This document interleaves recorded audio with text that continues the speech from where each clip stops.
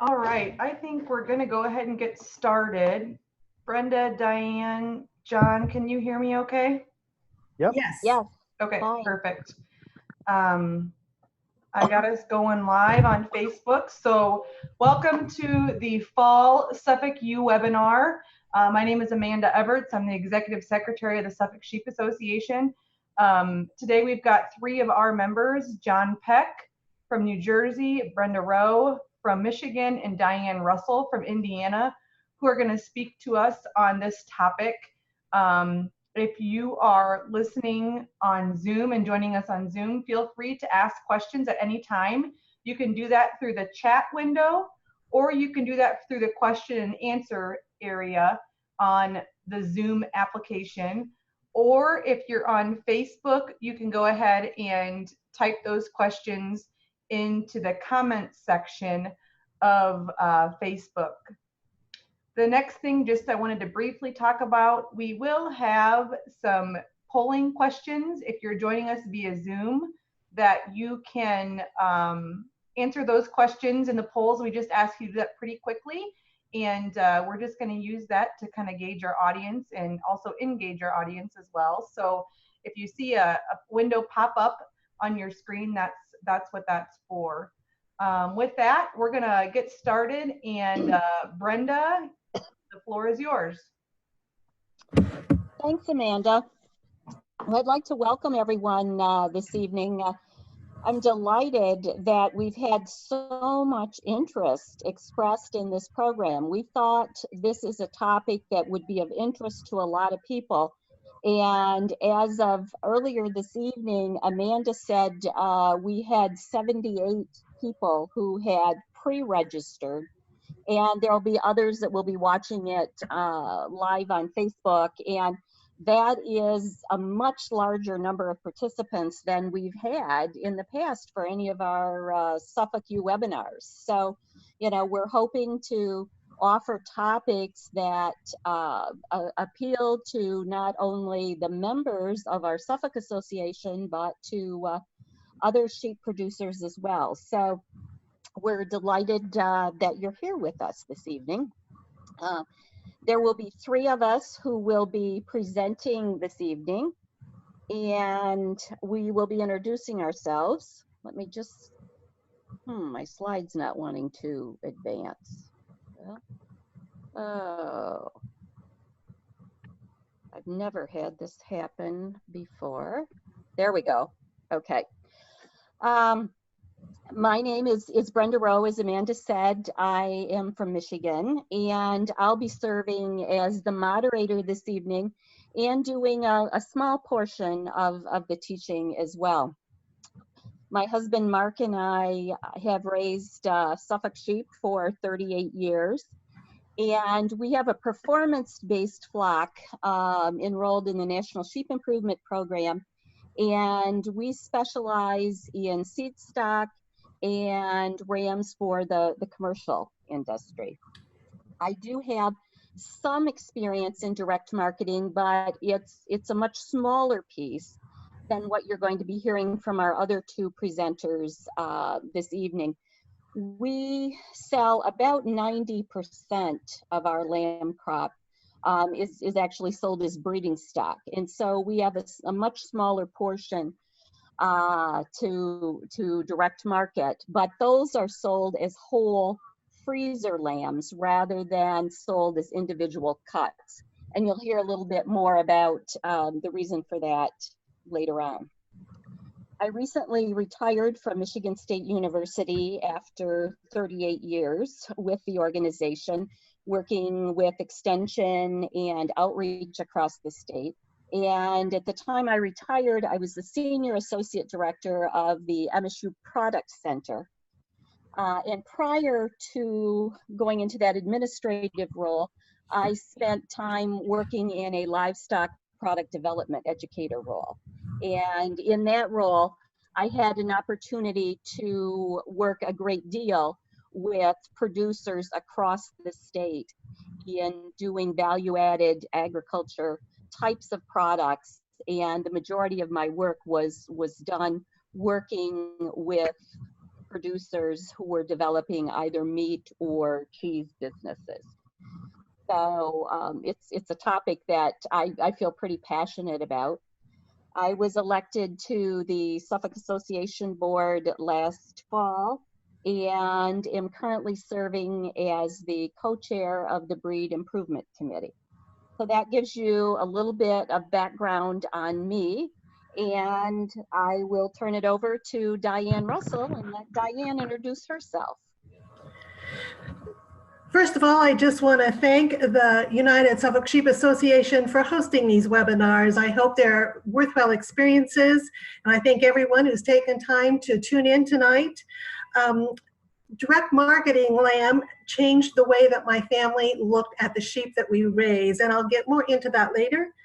You can tell from the slides I have kind of a lifetime of sheep experience. At age 3, I was given a couple Corriedale orphan lambs and started a 4-H project a few years later that morphed into a Suffolk 4-H project by the time I finished, and sheep have been with me the rest of my life.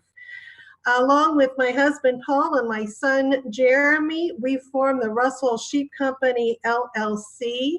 We're also full-time grain farmers near Muncie, Indiana. And I just look forward to spending time with you tonight and sharing some of my experiences. So John, you're next. And again, thanks to the United Suffolk Sheep Association for putting this together. I'm glad to be a participant. My name is John Peck. I live in Pittstown, New Jersey. We like to say if you're ever visiting Manhattan or the Big Apple, head west. We're the first Suffolk farm on the left. We're about an hour west of Manhattan. We've been raising sheep for about 25 years, and I've been direct marketing to consumers for about the last 5. We're on a very small farm. We have about 12 acres now. We've subdivided our farm a couple times, and we're down to about 12 acres. So I run about 30 brood ewes. We raise about 50 lambs, but I'm fortunate enough to buy some feeders as need presses on throughout the marketing season. So we end up with somewhere between 85 and 100 lambs marketed per year. So that's it about me. I guess we'll get going. Okay, and Amanda has one of those polls that she's going to put up on the screen now.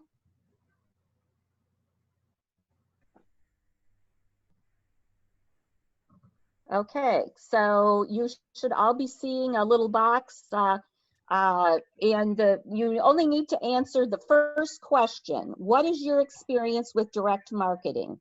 If you could quickly give us your response, whether you're experienced, you've done some, or you're just starting to learn about it, that will be helpful to us.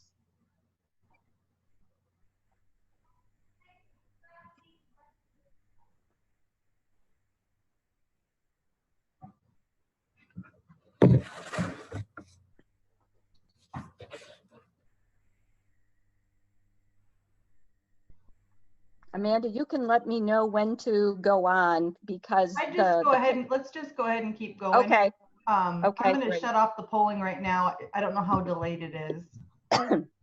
Okay, because those of us who are panelists can't see the polling because we're not allowed to vote.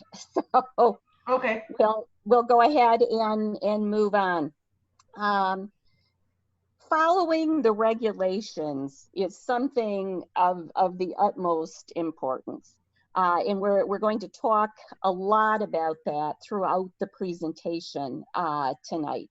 But it's absolutely essential that you are operating in a legal manner when you are selling your product. And we're going to go through a lot of the particulars tonight. But there's a tremendous amount to learn, a lot of information out there. And so I wanted to make this link available to you. And this is a very good, easy to understand publication, which is a summary of the federal inspection requirements for meat products. And you will find at the end of the webinar, if you go to our Suffolk Association site, and the link will be provided at the very end, you will go to our USSA site And all the presentation will be there, and all of these links that you are seeing here in the presentation will already be up there. So all you'll need to do is click on that link. You can go to this publication, download it, either read it on your computer or go ahead and print it off. But this is an excellent pamphlet that really outlines the regulations. So it's critical that you understand the differences in processing and in inspection. And essentially there are two types of inspection. There's either federal or state inspection. And the question that you need to ask yourself is, does your state have a state inspection program? There are 27 states that have a state inspection program, and there are 23 that don't. I live in Michigan, and in Michigan, we do not have a state inspection program. Our state inspection program in Michigan was eliminated about 25 years ago.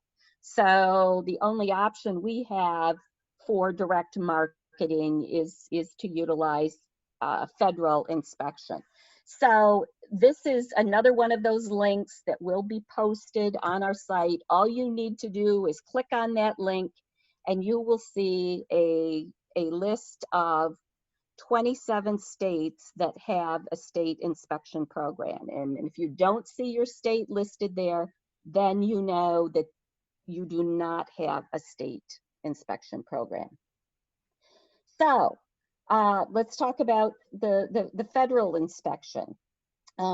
Federal inspection requires a processing plant to have what we call a grant of inspection. And that means that there's a tremendous amount of regulation, and there are inspectors that are there that in the facility. They're present during all of the slaughter or harvest that takes place, and they're also there a portion of the time watching the processing, cutting up, wrapping, all of those kinds of things.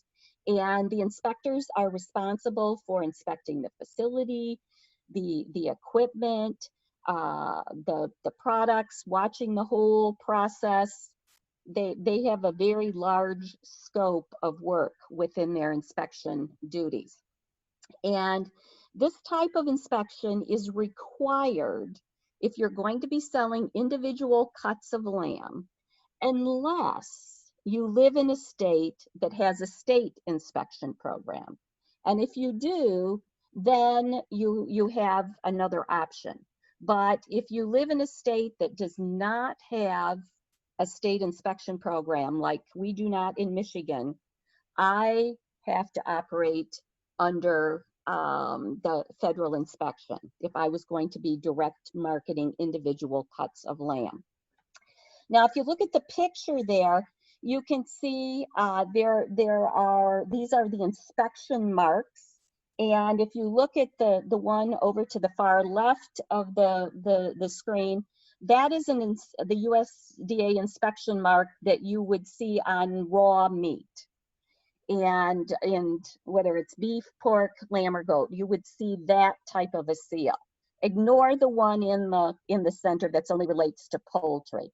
Then if you go to the one on the right side of the screen, that's the inspection mark that is used on packaged or processed meat, which most of what you're going to be selling if you're direct marketing probably falls under that category. And you can see this is a package of the Russell Sheep Company bratwurst. And if you look in the red circle, you will see there is that inspection mark. And that shows that this was processed under federal inspection in a federal facility. So state inspection. If you are in a state that has state inspection, that is a program that's required to enforce requirements that are at least equal to the federal requirements. They might be more, but they have to be at least equal as far as a lot of the standards, but it does not require a federal inspector to be on duty. As I mentioned before, there are 27 states that have this type of program. The thing about this is you can, if you use a state inspected facility, you can sell within your state, but you cannot sell across state lines. Now, there's another type of a facility that is very common in many areas, and it's called a custom exempt facility. That type of facility operates under what's called a custom exemption. And that means that the slaughter is done for the owner of the animal, and it cannot be sold to other people. So it's a completely different type of operation, but it doesn't mean that it's unsafe in any way. You know, the facility still must comply with regulations. It's inspected periodically. There are many very, very good custom exempt plants operating in our communities. And you can see there's two pictures there. That was from lamb carcasses that we had butchered at two different facilities. We have two custom exempt facilities that are one's about 5 miles and another is about 10 miles. And you can see they are required when they process meat in that type of a facility to say not for sale.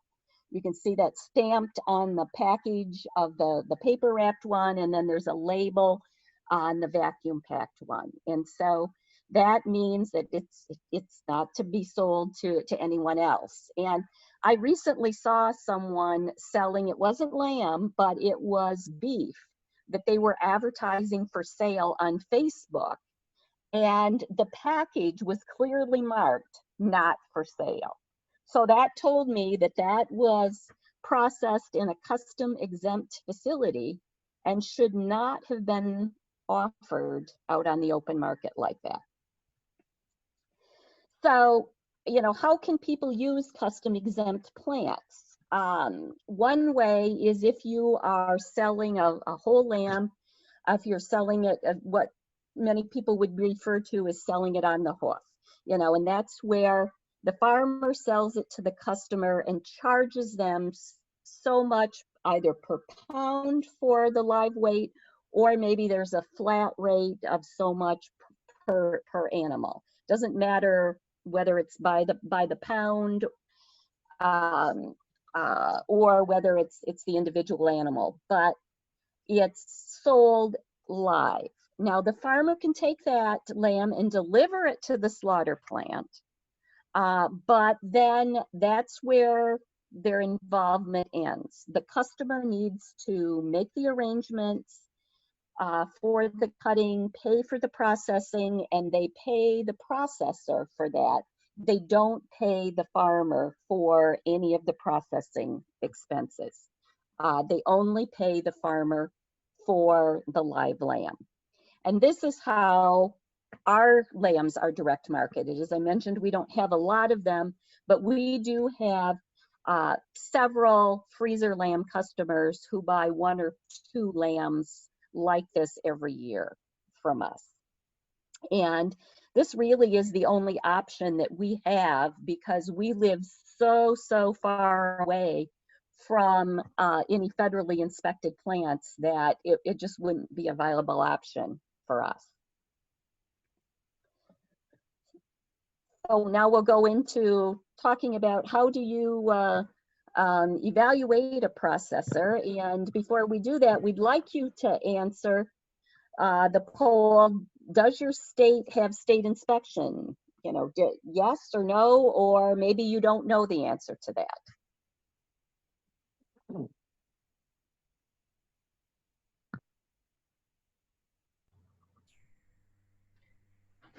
if you don't know, it's one of the most important things you need to find out. Brenda, 50% of our audience says they do have state inspection, 30% says no, and 20 to 25% are unsure. Okay. Well, that sounds probably about right. So, Diane, we'll go ahead and talk a little bit about, how do we evaluate a processor? I think I'll jump in and take care of this one, Brenda. Disney. So, if half of our audience has state inspection, that's good to know. I live in New Jersey, and we are under federal inspection, and there are no federally licensed inspection stations in my state. But I'm fortunate to have 3 of them just over the border in Pennsylvania. So when you're evaluating a processor, if you're fortunate enough to have a couple different options, you want to kind of interview them and talk to some other customers. Maybe they'll have some business cards on a pegboard in their office and you could jot down some names. You want to kind of make sure that you're going to establish a relationship with somebody that is going to be understanding of your business needs, but also that they're going to process your product the way that you want them to. Some of the things to consider when you're evaluating a processor is, are they able to handle the amount of lamb you're going to be sending to them when you need to send? And what I mean by that is I learned the hard way one year that when deer season hits in Pennsylvania, they make an awful lot more money off of deer than they do off of lamb. And, my dates kind of slipped, and it was something that I needed to have processed right before the Thanksgiving and Christmas holidays. So I didn't make that mistake twice, and I started to book my October, November, and December dates very early on. But when you're evaluating a processor, you want to look at their packaging. You want to look if they're willing to do some different cuts for you, almost on a custom basis, depending on what your clientele will ultimately be looking to you to provide for them. How do they set up their schedule? Are you going to have a hard time booking slots at the timeline that you need? And what I mean by that is I book my next slot when I pick up the lamb being processed from my last order. And it's typically about 4 to 6 weeks out. In the summertime, I ship lambs like every other week or so, but I'm always booking that next appointment date with him when I'm picking up the previous order.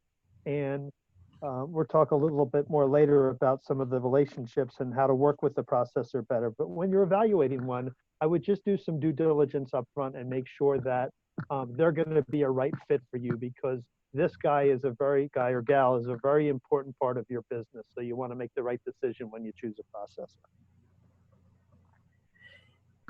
John, I might just jump in with or a couple comments. Also, you might, if you visit a potential processor, just evaluate, is it clean? How is their unloading facility going to jive with what you're delivering the lamb in? I know we run into a couple different places that are easier than others.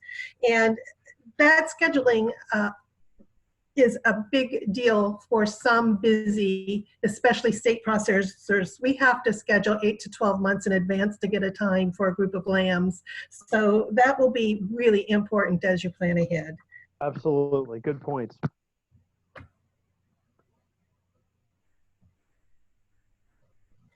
I'm going to go ahead and continue talking about storing and selling the lamb legally.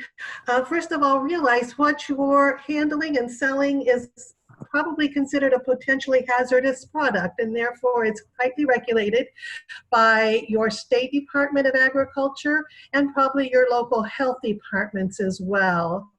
And so you really need to make sure you're in compliance with both your state and your local authorities. And those jurisdictions kind of vary state by state and even within a state.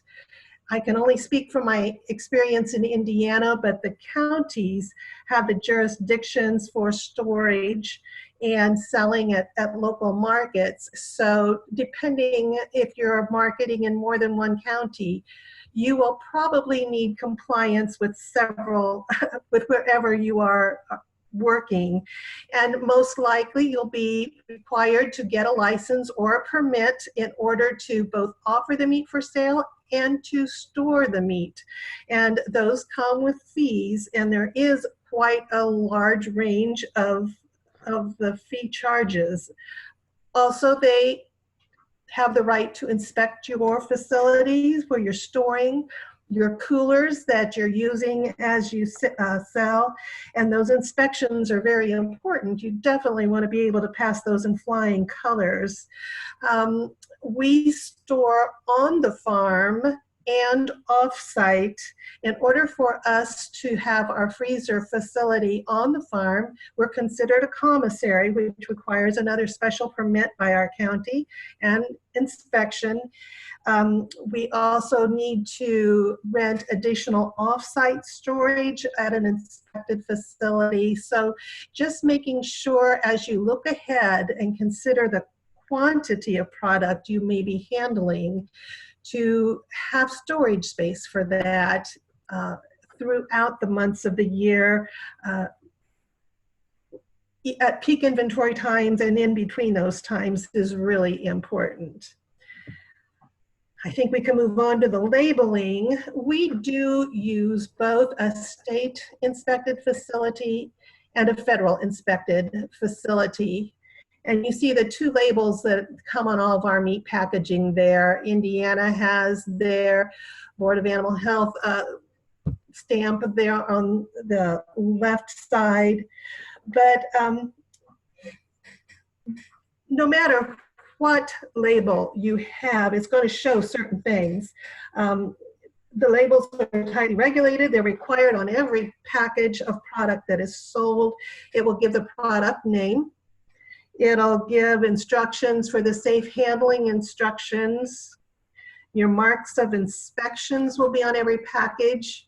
Your date of packaging will be on every package. And that is a curious thing. They're not all the same. You notice our state inspector has the traditional dating system on. On our federal inspection, it's hard to tell what the packaging date is. They sort of have their own code, but where it says 19, that means it was year 2019. And where it says 207, it was the 207th day of 2019. So just know your inspector's code, because you'll want to be aware that the product you're selling is indeed fresh, that you're not holding on to it too long. So learn to read all the different codes that your processor is using. And of course, the facility's location identity is on there. So is your identity on there. Every package that is sold can be traced through the processor right back to the producer. And that's just for our food safety, and I think we can all understand how important that is. The top package of meat only has one thing in there, just the meat. It's just a roast. The bottom package of meat is one of our value-added things. We isolate the round muscle out of the leg, which makes a much smaller package, but they marinate that, and so all of their ingredients of the marinade need to be listed. And sometimes spices are just grouped as a general category, but it's important that the ingredient list be there. And we have found that the processor needs to get approval from whatever their regulatory agency is for the recipes that they're using, where they include product other than just the meat. So sometimes when you're getting started or wanting to add a new product, that is going to have a little bit of a time lag in there from the time you say, okay, I want to use this particular thing with lamb. They're going to have to get approval on that. There is a weight and a pricing option on packaging.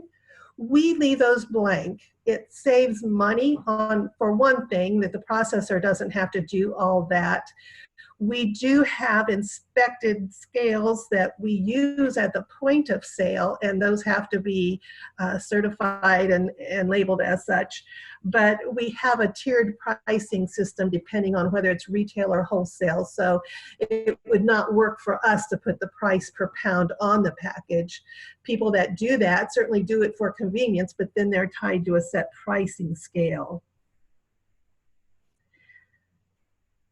The next slide is another one of those publications that you might find quite helpful. There is a guide that has been put together from Tennessee. That the document gives a lot of the details about labeling meat product and how to guide you as far as understanding that whole labeling procedure.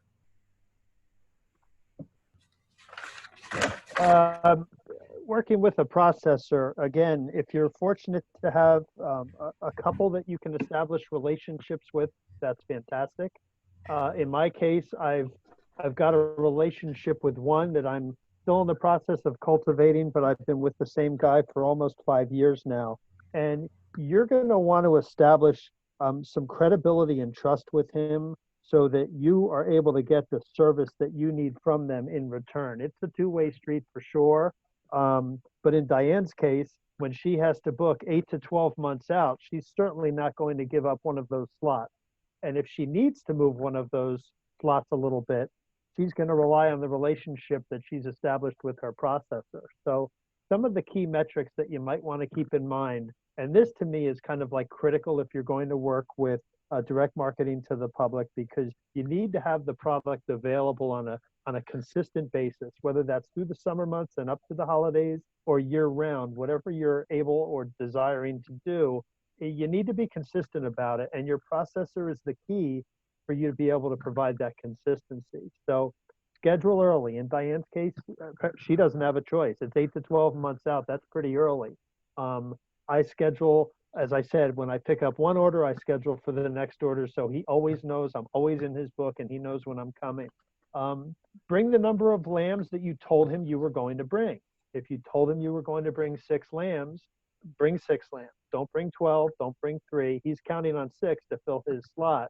He's got an inspector there to inspect his activities for that day. And if you bring more or less than he's expecting, that's going to rub him the wrong way after a short amount of time.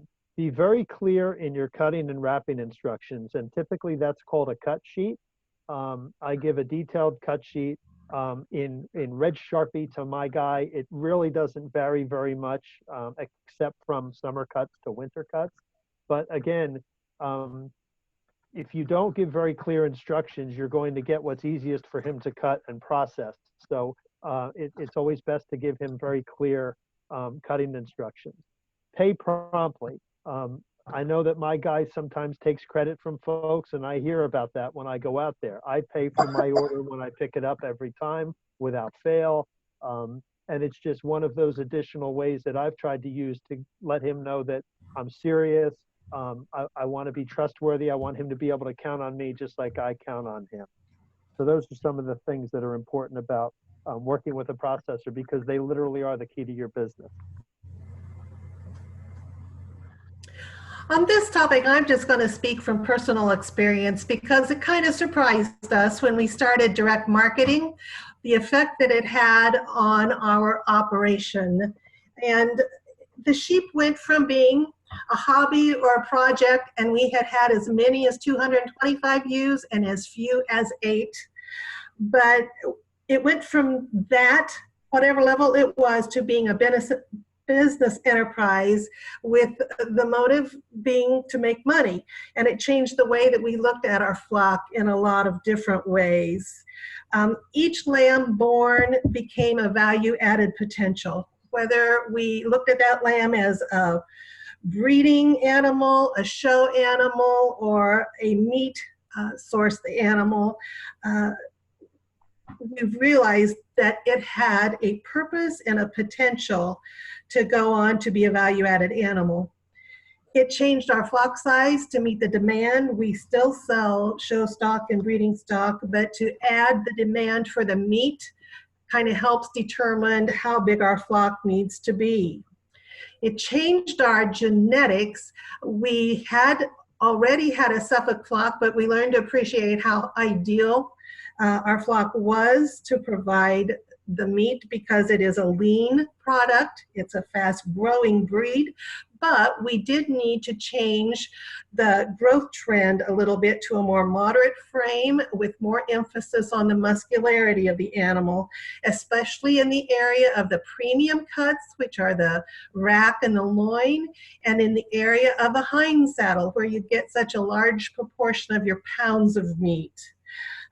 We also genetically kind of focused on a little earlier maturity pattern because we wanted to reach that goal weight of 150 by the time they're 5 to 6 months of age.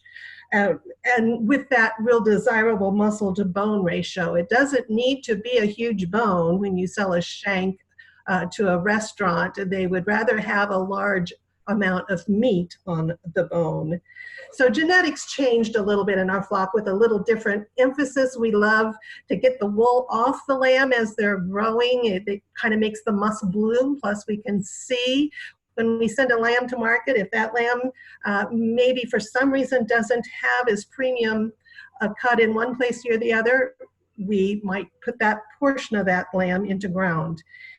Anyway, the genetics, that was a real interesting change for us. It also changed our management. We realized that every lamb born has a purpose. Every ewe and ram has a purpose. And we do all we can to minimize death loss. That increased our vigilance through all the phases of reproduction and lambing and flock management. It really made us aware of drug use. We went to real intensive rotational grazing to minimize the parasite control.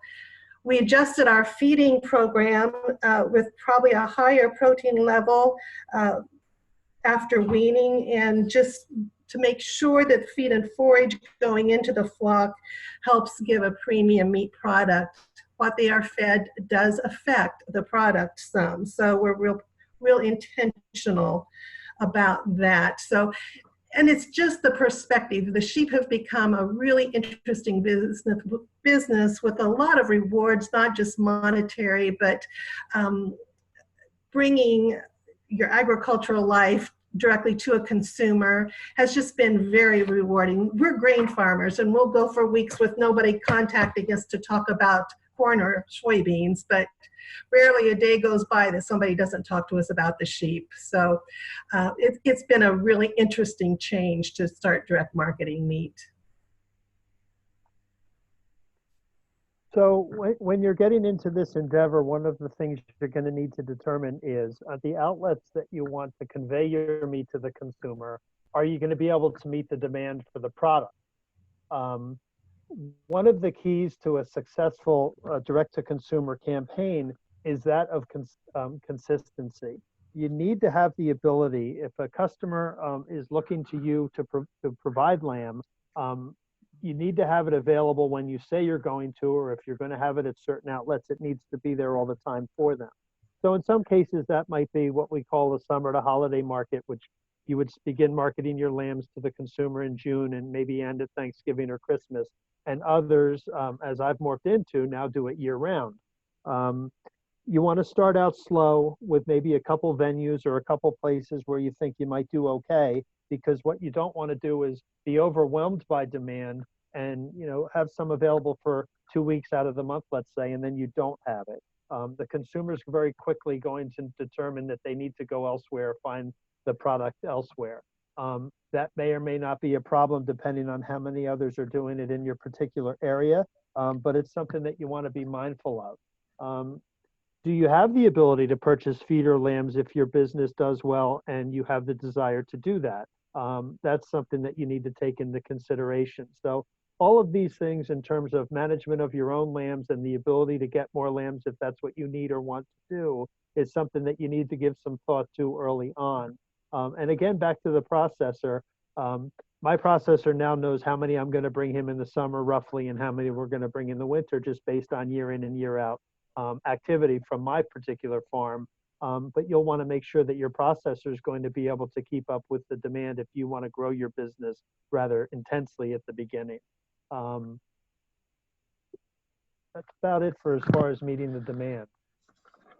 processing the premium product is very important. As Diane mentioned earlier, her ideal weight is 150 to ship to the processor.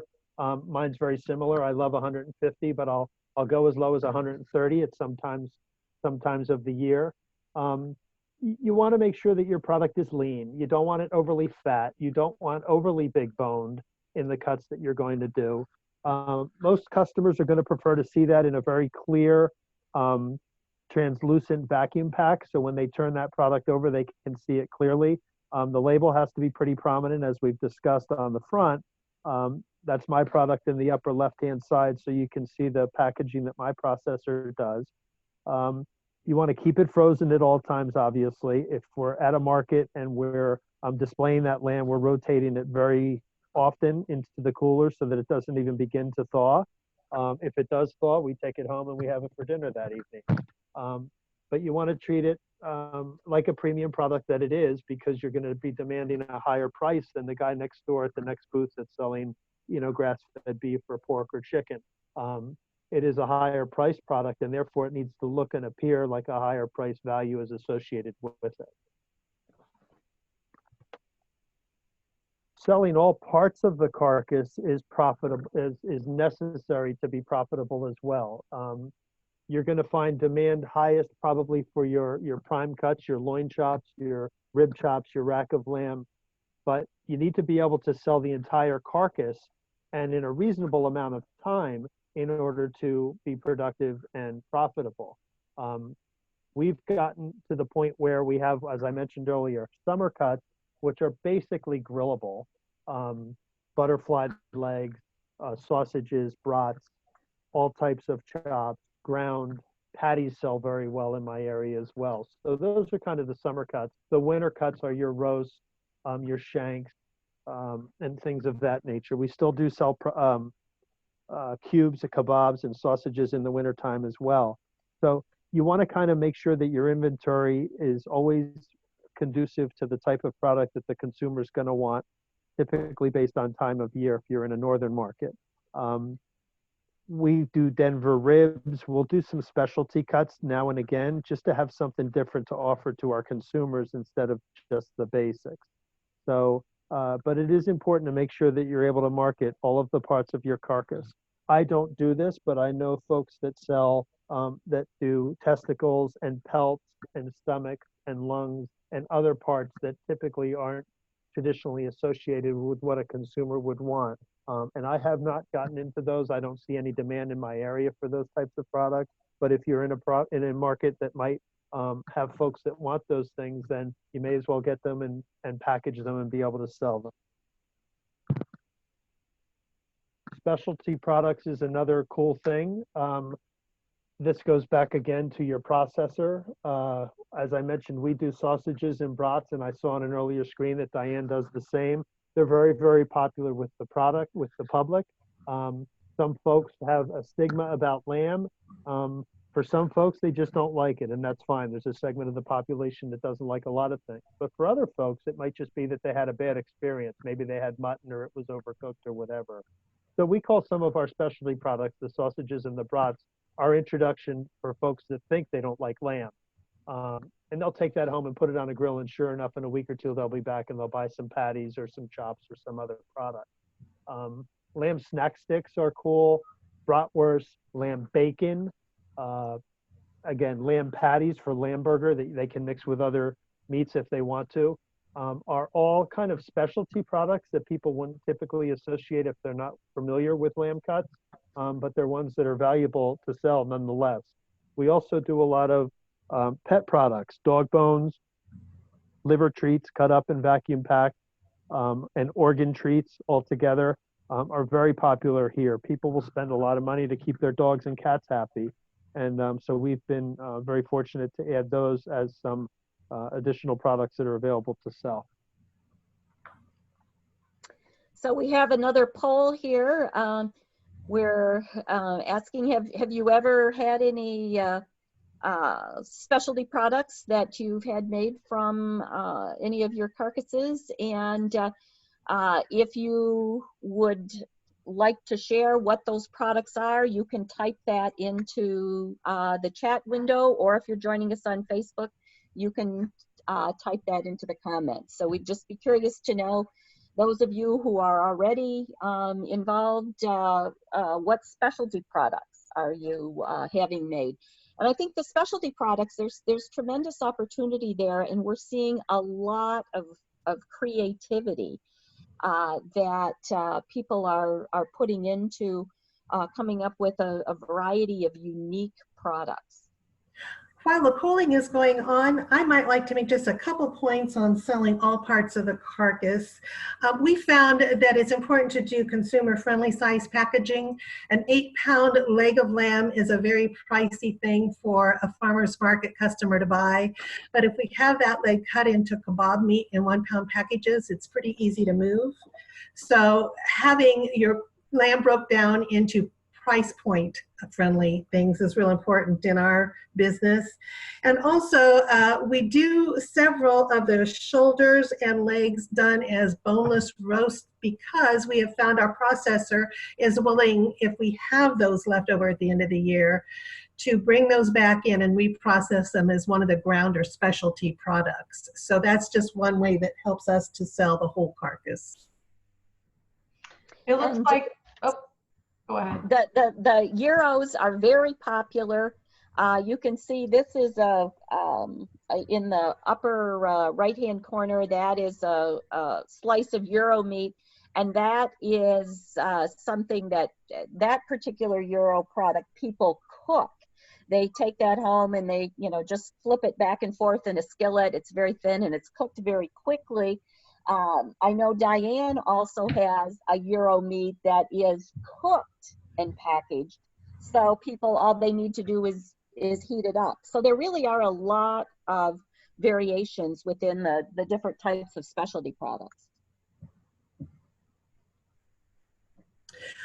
When you're thinking of direct marketing meat, the first thing people often think of is the farmers markets, and that is a good opportunity. If you're going to do farmers market, consider who will be attending. We have found that markets that are in rural America, where people are used to having animals available to directly put into freezers, is not our best market opportunities. We look for opportunities, farmers markets that are located in professional areas where there's universities or hospitals or different professional types of customers available to buy what we consider to be a premium market. So the location of the farmers market is going to be an important consideration that you should think about. We do a portion of our marketing into restaurants, which can be fun, it can be frustrating, and we'll talk about that later. We also have a couple local markets. One is just a grocery market that specializes in locally produced items. Another is an orchard that has a meat case, and oftentimes they like that local appeal. There is an option of going with distributors that will take care of the marketing and transportation of your product. They usually buy in bulk.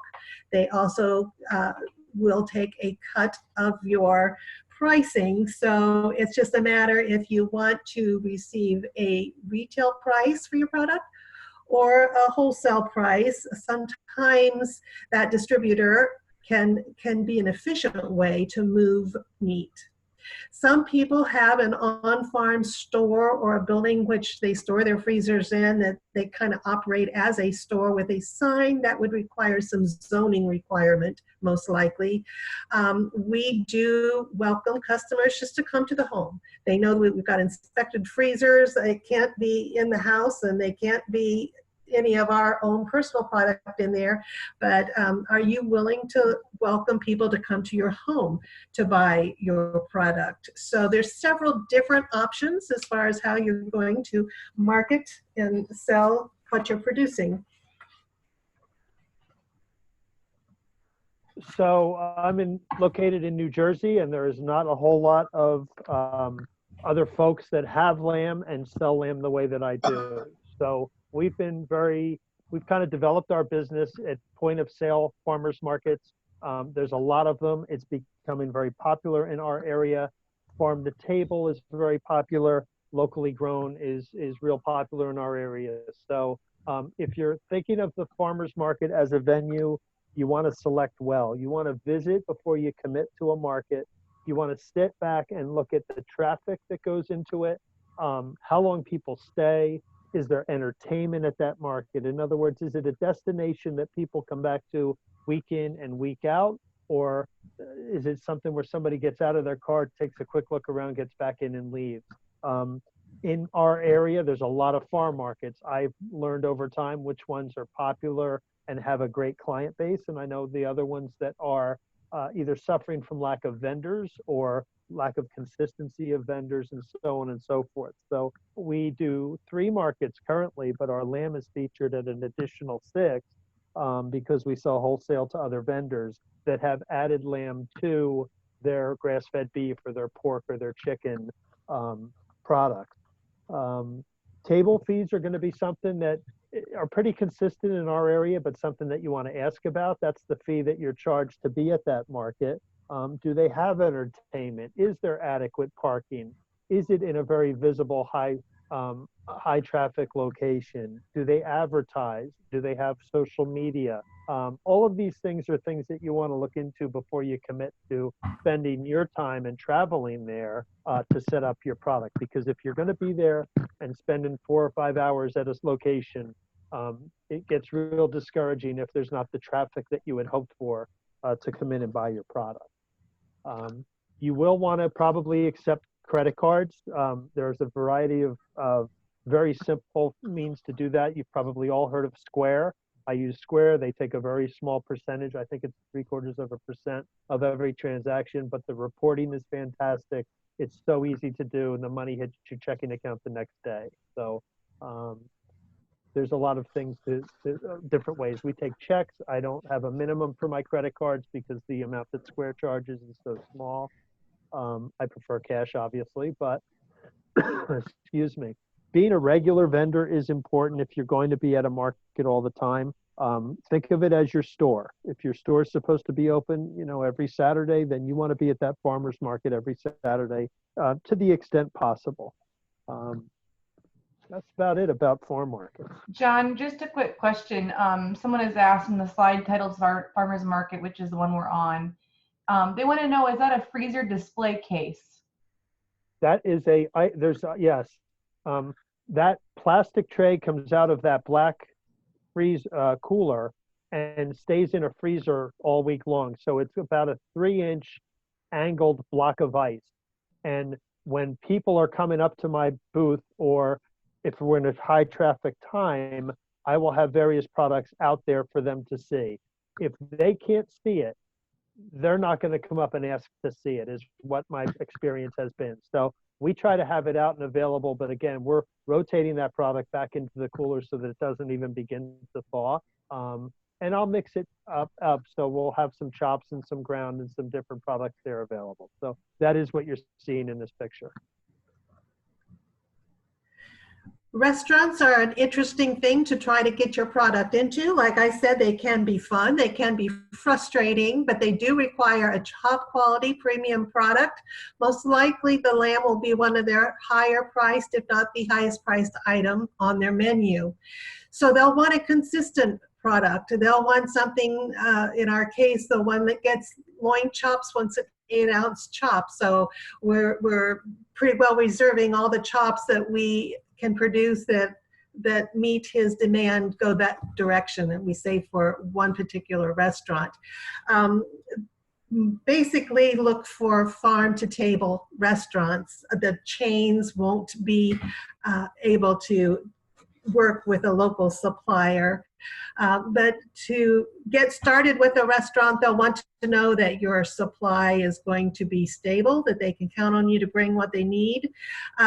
Developing that friendly relationship with the chef and or the owner, they're not always the same person, is really important. But it seems that in the industry, we have found there's a lot of turnover.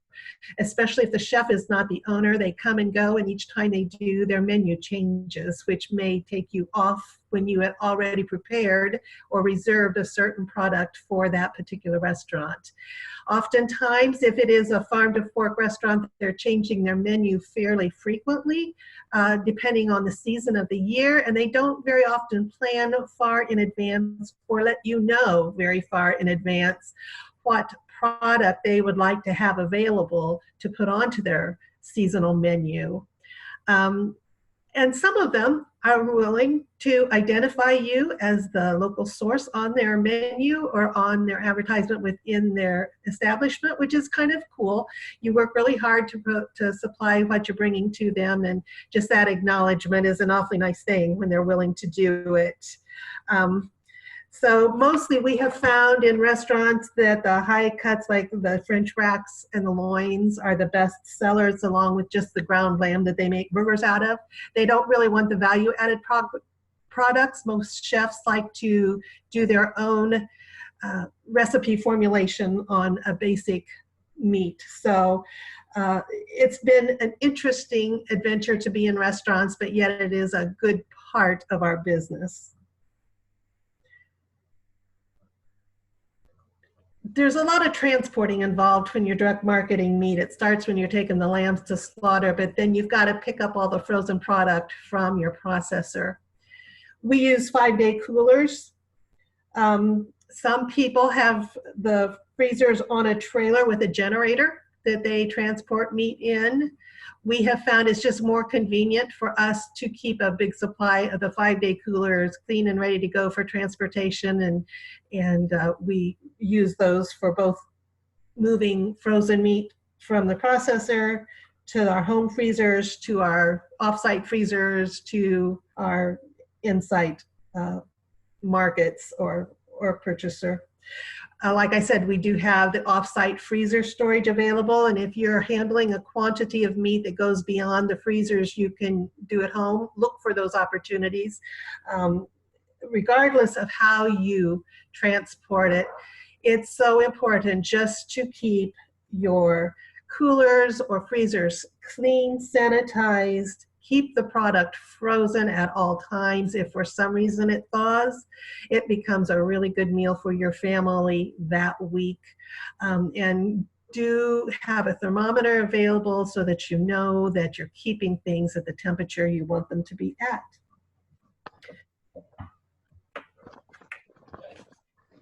Marketing is really important, particularly with a product like lamb that maybe is not a familiar product to many of our consumers. And so attractive signage is really important. You can see this is John's farmer's market booth set up. He has really, really nice signage. It's easy to read, attractive, colorful, really, really good looking. Having a logo can be something that helps to create some visibility for you. People learn to recognize that's your brand. You can see the Shamrock Meats logo down in the one corner. And this is from Shamrock Farms. They started their own meat business and developed this very attractive logo. And I kind of like the tagline on there, raised by our family to feed yours. I think that's something that really will resonate with people. You may have recognized several slides back, the Mapleton Mind logo. Cody Heimke has also a very attractive logo that he puts on as a mechanism for branding his product. Business cards, particularly if you're making connections with retailers, restaurants, distributors, having a professional business card for your lamb business really makes a difference. It just makes a more professional kind of an appearance. Some of the producers find that having a brochure or some kind of a fact sheet telling about the story of the product, about your farm, The research clearly shows that consumers are interested in a locally produced product. And so the more you can get that message across and create that connection, food with a story sells to consumers. Recipes are very useful, in particularly with people who aren't exactly sure how to cook lamb. And if you give them a recipe, something they can try, many times that's a good way to get them involved. Tasting is also, the research clearly shows that if you can get somebody to taste something, they're much more likely to buy it. So having sampling available, if you're out at a farmer's market, is something that can be very effective in getting people to try your product. If you are doing sampling, you need to be really careful that you follow the regulations for sampling, because in all of your areas, again, it may be whether it's the health department or the Department of Agriculture, but there will be regulations regarding giving out samples, how all of the procedures. So if that's something that you think you want to try, make sure that you understand what the regulations are before you start actually giving out samples to people. But it can be very, very effective. Websites and social media, having that online presence is certainly important. Having sites that are attractive and current and having a lot of activity. I know many producers have found that Facebook is a very, very good venue for having an ongoing dialogue and promoting their product to consumers. The American Lamb Board has a variety of really, really good free materials, brochures and recipes. The link that is listed there, you can go online and you can order. There's a wonderful variety of things that they are free, and you can get them in quantity. The American Lamb Board, their main purpose is to promote lamb, and they want to help you do that. So there are just a variety of really good free materials at the Lamb Resource Center. I also put a picture in of the cooler bags that they now have. They have a black shopping bag, and then they have this red cooler bag. The shopping bags are $1, and the cooler bags are $4. And that's something you might want to think about if you're selling out at a farmer's market. Often people are coming through a market and they're not prepared necessarily to buy. They normally buy fruits, vegetables, baked goods. They're not prepared maybe to buy a frozen or refrigerated type of a product. They don't have a cooler with them. And the research has shown that that's a deterring factor, that's a barrier for people in purchasing meat when they maybe just are walking through and they really hadn't intended to buy that at all, and they would if they had a way to get it home safely. So that's something you might want to think about, is having some of these cooler bags on hand and having them for sale. At $4, a consumer might very well be interested in purchasing one of these little lightweight coolers so that they would be able to take their lamb home safely.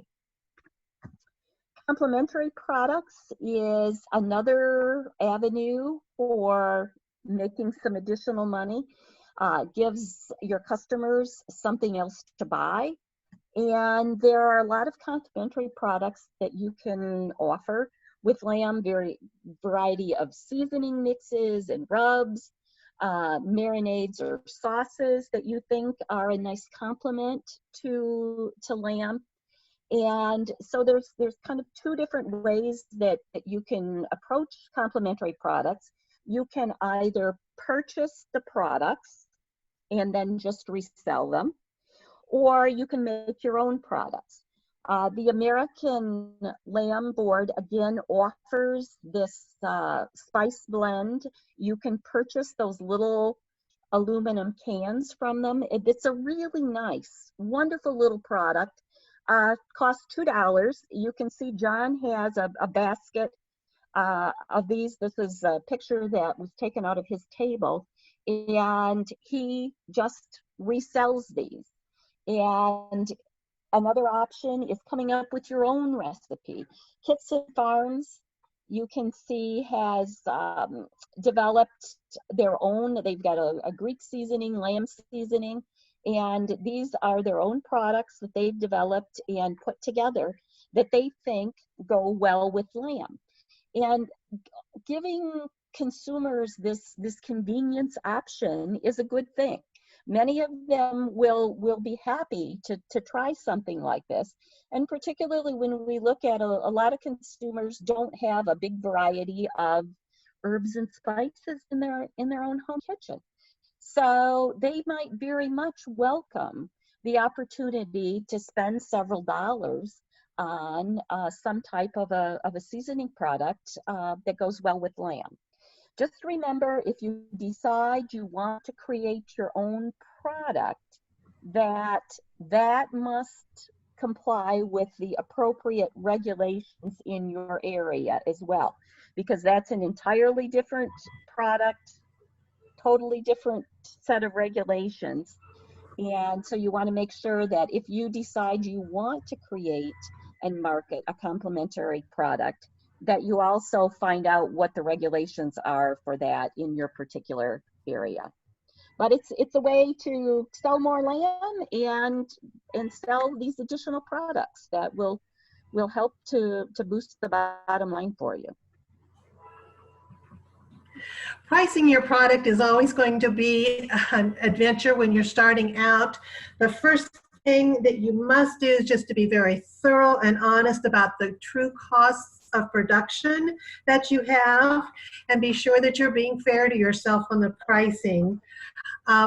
We really don't worry about competitors' pricing very much. We know what we need to be profitable, and we just try to make sure that we have a premium product and premium service and let the competition fall where it may. We know that we're raising a locally grown product with a certain demand base for that, and the consumer understands the added value of that. To have a retail pricing outlet like a farmer's market is your best profit margin. However, for reasons of efficiency and just the ability to move some of the product year-round, you can look at having a wholesale price tier, which allows you to move your product into other restaurants and retail outlets or to a distributor, and that just sort of increases your opportunity on pricing. Pricing can be challenging for folks looking at, what are all of the costs that go into it, and analyzing how much you can make on the various cuts. And the American Lamb Board in their resource center has this outstanding pricing calculator. And again, there's the link listed below at the bottom of the slide. This link will also be listed with all of the webinar materials, and it is an extremely comprehensive tool.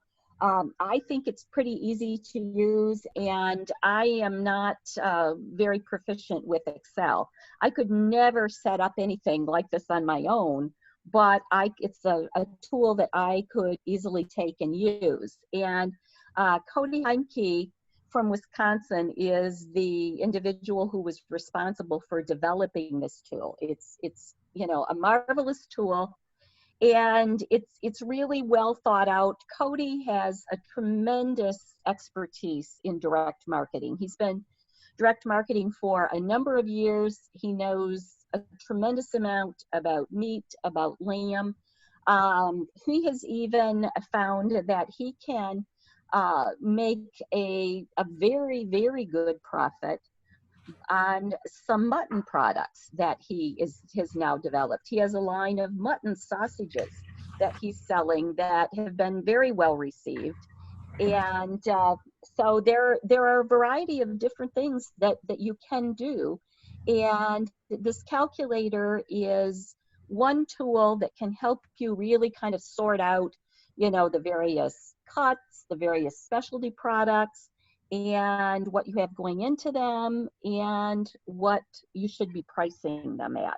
So that's a tool that you might want to go and download, take a look at it, and see if you can kind of feel your way through it. And Cody's email is on that tool. So if you have any questions and need any assistance, feel free to reach out to Cody, because it's an excellent tool and may be very useful for some of you. As long as we're talking about pricing, closely related is just your financial record keeping. And whatever system you're going to use, whether it's a spreadsheet or QuickBooks, it's just really important that you're thoroughly honest with yourself about production costs, what it takes to get your meat product to the consumer. From personal experience, we put the flock into an LLC and use QuickBooks for record keeping. That LLC sort of protects our farm from the liability of handling meat. But within the sheep operation, along with just the traditional cost of raising lambs, you've got your processing cost, your transportation costs, vendor space, marketing cost. You're going to always have some product that seems like it's just not selling. You know, do you give that to a local food bank? What can you do with that extra product, or just end up eating it for your own personal use, or make it into something else that's second use marketable? We have found that in order to be really thorough about the cost of production and the cost of marketing, our sheep rent their pasture space, building space. They pay for all the feed, forage, production costs for the meat. We track all those expense streams along with all the different income streams, whether it's the meat, the breeding, or the whatever. And that really helps you get a clearer picture of what is bringing income to the operation and what is not worth your time and expense. Another thing that surprised us, we had the manure nutrient value calculated out of the manure that we produce. It's a very valuable fertilizer. We use it on our farm fields in place of commercially purchased fertilizer. So, you know, that actually has become an income stream for our flock as well, to value that manure that they're producing. So the record keeping just needs to be thorough, completely honest, and something that helps you know that what you're doing is worth your time and effort.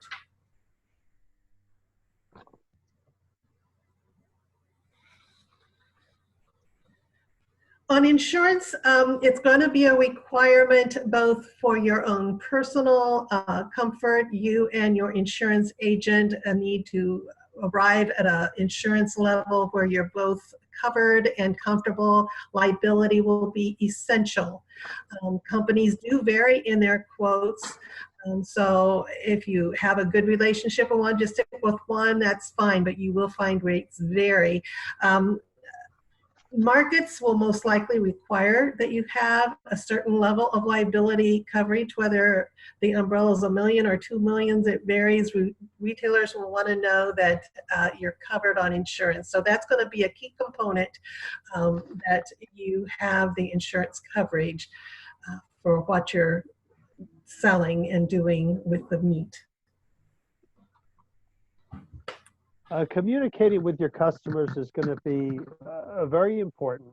We were recently out at the Lamb Summit in Fort Collins, Colorado, and one of the main topics there was, in order to compete with all of the different meat-based proteins and now the new plant-based proteins that are coming available to the consumer is willing to pay a premium for your product, but they want to hear your story.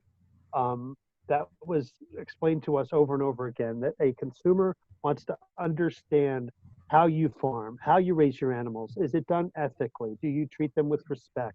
You know, everything, you're going to get questions about every facet of your farm and your business, and you should be prepared to answer those questions honestly and with transparency and in a positive way. And if you do that, you're going to be able to convey the pride that you have in your product that you're bringing to the consumer, but also the respect that you have for your animals.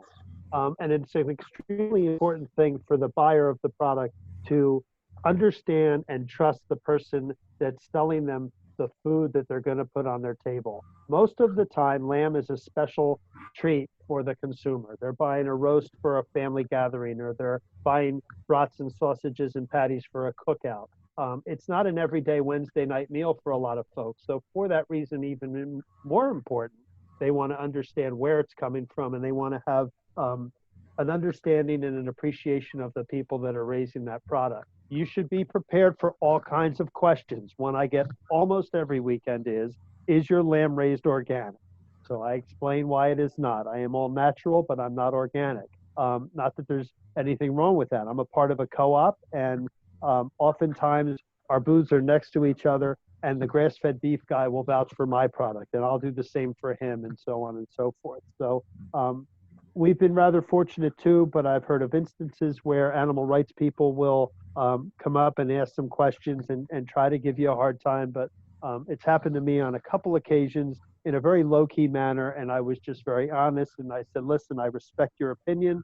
I understand your opinion, but this is what I do. My animals are cared for with a great deal of respect, and they're treated very humanely, and usually that's just about the end of it. So you want to listen to your customers and learn what they want. Maybe there's some cuts that you could have done a little differently that might interest them, and if it's interesting to them, it might be interesting to even more people. So communicating with customers is fun. I've made a lot of good friends by doing this. We've obviously got a following in our area for our lamb product.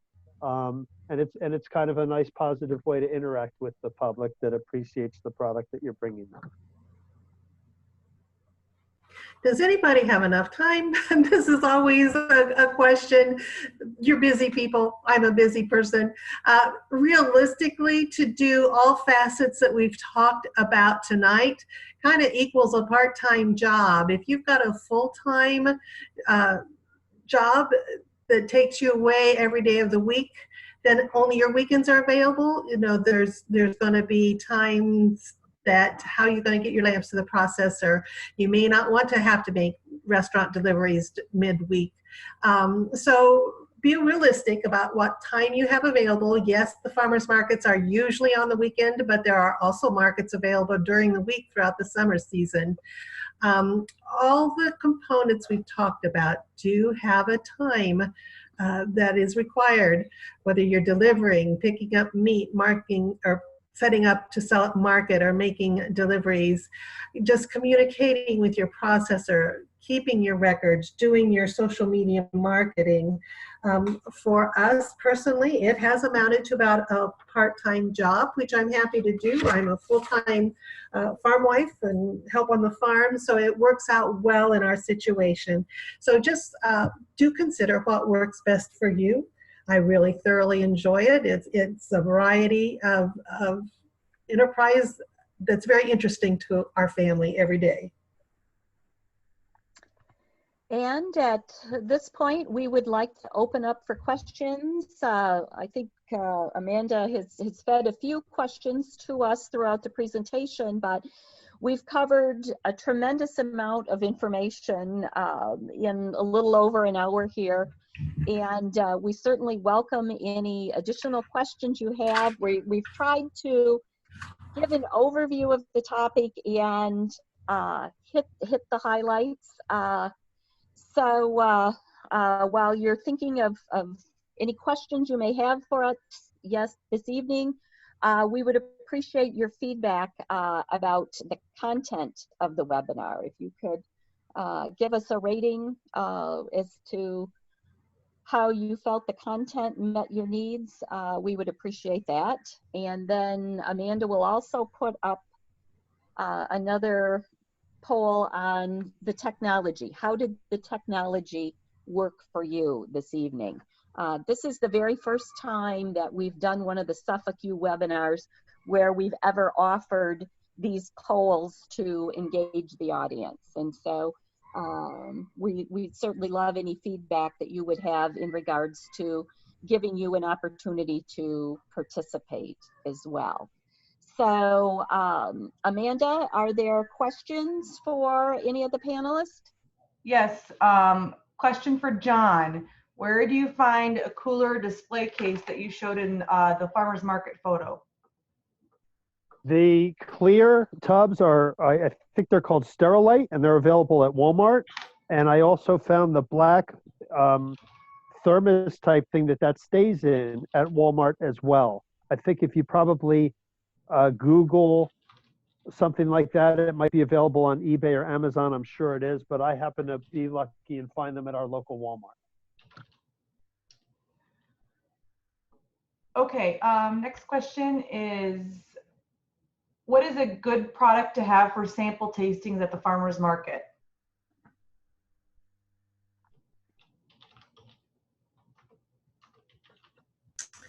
I often do one of our value-added grounds like a brat or a marinated kebab or a breakfast sausage, something that is easily put onto a pick. Our summer sausage is also an easy sample because you don't have to cook it. So those are the things I have found most easy to sample, and that it goes over well with the people trying it. Yeah, I think if you're going to cook something, kebab meat is probably one of the easiest things you can do. You know, they're relatively small pieces, and you can do those in an electric skillet or something of that nature. But the research clearly does show that if you give people a chance to taste the product, they're much more likely to buy it. Next question is, what types of specialty products do you offer or can be offered? I'll let you, John and Diane, think about that. We did have people comment on that question, that polling question. They said that things that they've offered are summer sausages, snack sticks, Yarrow products, jalapeno summer sausage, and then one person said they offered a raspberry chipotle meatball. So I'll let you guys fill in with some products that you offer. One that we have found is helpful, out of the leg, our processor takes just the main round muscle out and puts it in a marinade. So it's a nice little boneless leg roast that only weighs between 1 and 2 pounds. And then all the other side muscles of the leg are cut into kebab, which he also puts in a really wonderful marinade. So when they buy that vacuum pack that has the marinade in it, the flavor is wonderful. It's already kind of tenderized and it's a very quick cook. So even though that's not a ground product, that is a value added product that goes over really well for us.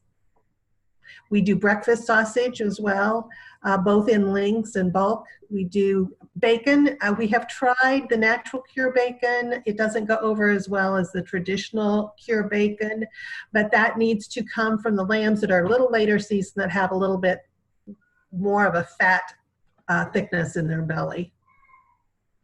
Yeah, we've done the same. We do a lot of different sausages and bratwurst. We find they're very popular, especially in the summertime. We'll do chorizo sausages and bratwurst, sweet and hot Italian. Rosemary and garlic is a perpetual bestseller for us. We also do the breakfast sausage, and we'll do that both cased and loose, because we'll find that people buy a package of sausage and a package of ground lamb to either put into chili or make into burgers on their own or things like that. So I would love to find a processor near me that could do a dry summer sausage, because I think lamb sticks or those types of snacks would be fantastic sellers for me. I haven't found a processor close enough or that's able to do that for us, so I'm limited in that regard. One person did write in the chat that they have a lamb ravioli product that is really good as well. So that sounds marvelous. Next question I have is, what's the best advice I receive when I have a non-traditional customer that wants to barter or talk down price? How do you handle that? Do you just say no? If you run into that situation, maybe you can help this viewer out. This is John. I haven't run into that situation at all. My prices are posted per pound everywhere I am. And sometimes I will run a special.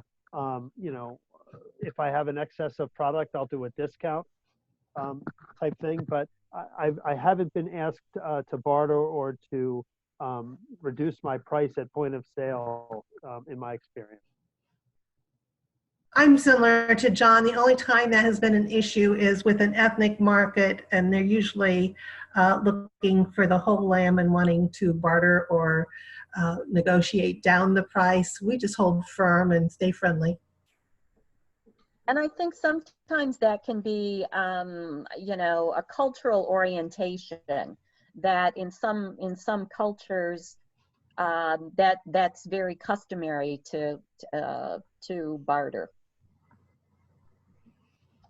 Another question is, if you're new to this and are interested in developing a direct marketing plan for your flock, when should you start this process? Like if you, let's say that you want to start selling next spring, how long should you expect that the process of getting the labeling, the processor, the insurance policies, all of that, how long should you take into consideration for all of that to be done successfully? I think you want to be in a position where you're not rushing into anything and that you have adequate time to do some due diligence. So I would say that if you have the luxury of wanting to get into this next spring, you start now with those initial discussions. You know, is there a processor available? What will this do to my insurance bill? Do I have adequate space at my farm or offsite for freezer space? You know, all of those types of questions need to be asked. I think we've kind of given you an overview, but I'm speaking for myself. If somebody had specific questions, they could absolutely reach out to me directly, and I would try to guide them. And I'm sure Brenda and Diane would as well. So you want to give yourself enough time so that you're not rushing into it, because you want to make sure that when if you make the investment that you're going to go this route, you want it to be successful. And the only way to do that is with adequate planning. We've had someone ask about if you know where there's a kosher kill facility. April, can you tell where you're located? That's probably going to be a little dependent on where you're located and how far you want to travel. John, Diane, Brenda, do any of you want to comment if you know of anything in the areas that you're in, maybe? I am not aware in Indiana, but I would, if I was looking for one in Indiana, I'd go to the Department of Agriculture website that lists all the different processors, and I would think within your state the listing of processors would specify if they are a kosher kill. Yes, we do have one, I believe, in Michigan, and they publicize. I've seen some of the publicity. It's been a couple years, but if they do that type of kosher processing, they usually are pretty upfront about that, and because that is something that will bring that processor business if you can have the kosher designation on your product.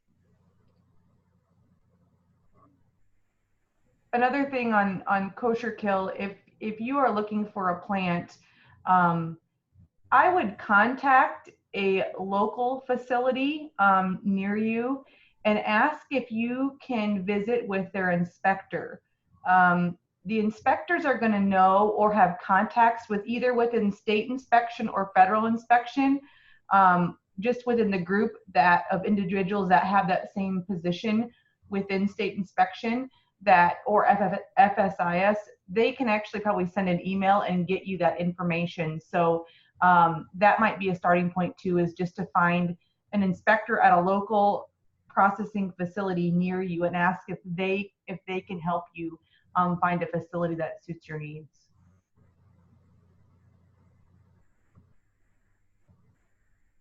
Do we have other questions?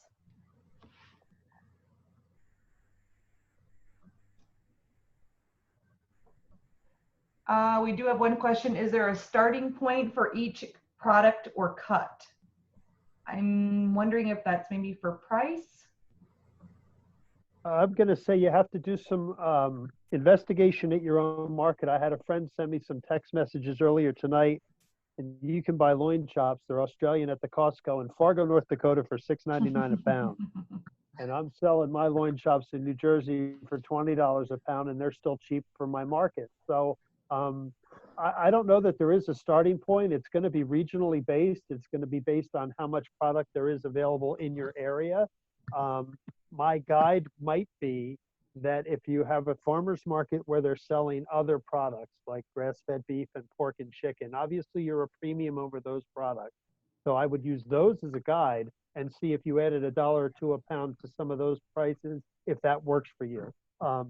Excuse me, the sheep industry, ASI, and the Land Board has pricing information that's regional that's available as well.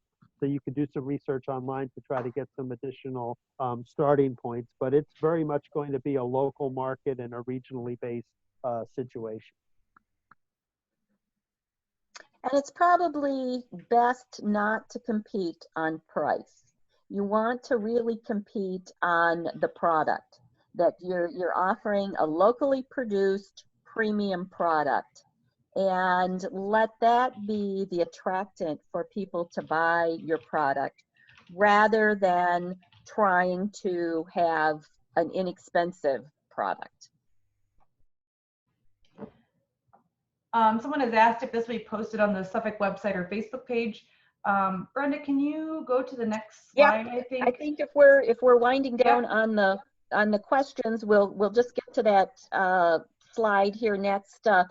But before we do, I would like to thank all who provided photos for this presentation. We thought it was really important to have a lot of good, high quality photos for you as we were talking about the various concepts. So you can see the list of producers and organizations who allowed us to utilize their photos tonight in the presentation, and we certainly appreciate that. So this is our final slide that does list the link there.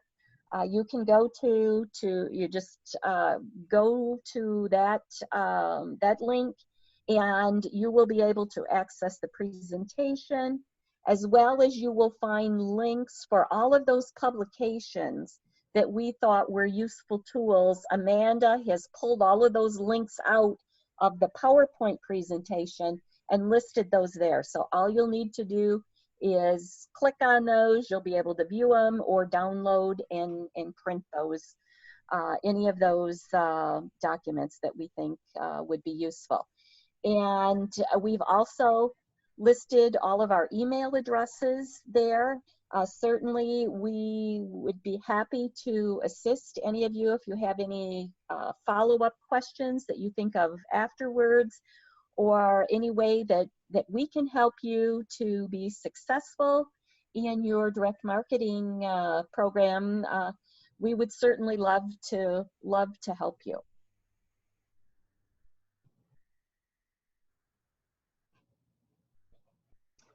All right.